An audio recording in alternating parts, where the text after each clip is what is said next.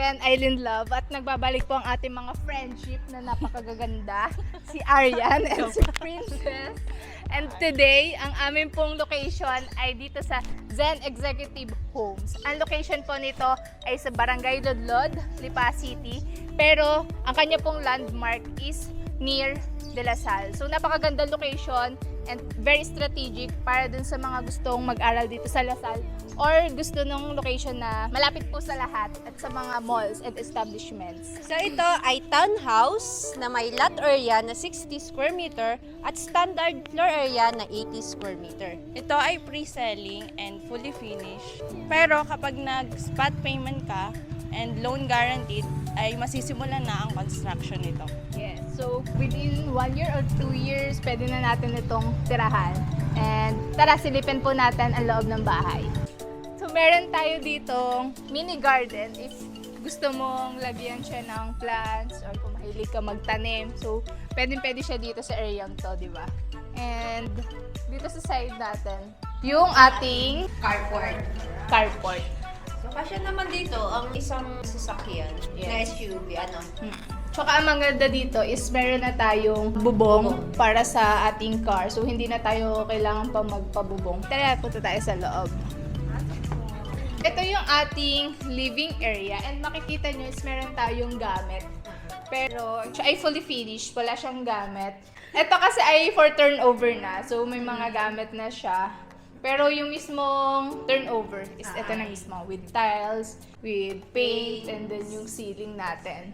Supposedly, ito ay ang kanilang kitchen area. Pero yung gusto ng may-ari is pinaka-dining. So ito, dito na nila punesto yung kanilang lababo, at saka mga cabinet. Yeah, para hiwalay siya sa sala. Yes. Meron na siyang cabinet na included for turnover. Overhead cabinet at saka Base cabinet. And dito sa kanilang service area, ando dito na din yung kanilang CR.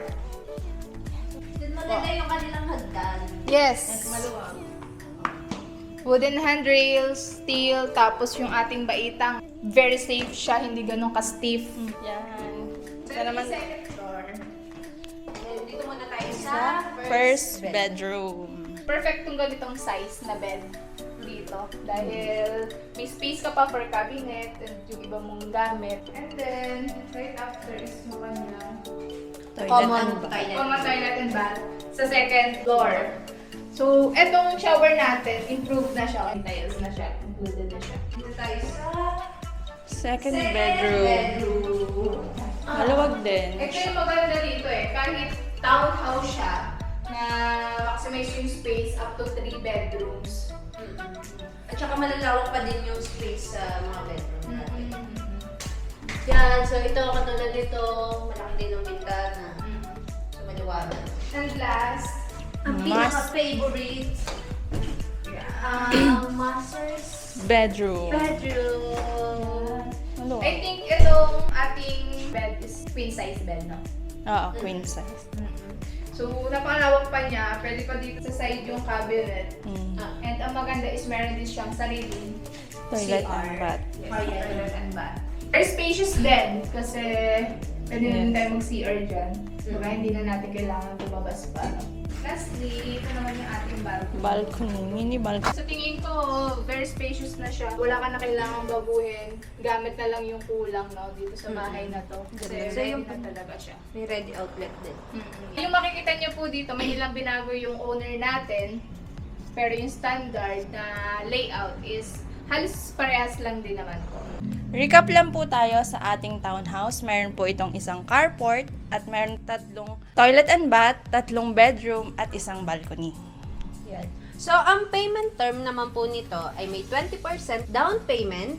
Payable po siya for 12 months and ang remaining naman po ay bank loan. Para po sa mga available units, very limited na lang po ang ino-offer natin dito. So, grab nyo na po bago po tayo maunahan. And ulitin ko po, ang location nito ay sa Barangay Lodlod na very near sa De La Salle pa. So, if you're looking for investment or house para sa inyong kids na mag-aaral dito sa De La Salle pa, is perfect po itong Zen Executive Homes. So, for more details, message nyo po kami sa aming Facebook page, Island Love. And please like and subscribe our YouTube channel, Island Love, for more videos and house tour na inyong aabangan. Muli, ako po si Island Love, kasama si Aryan and Princess.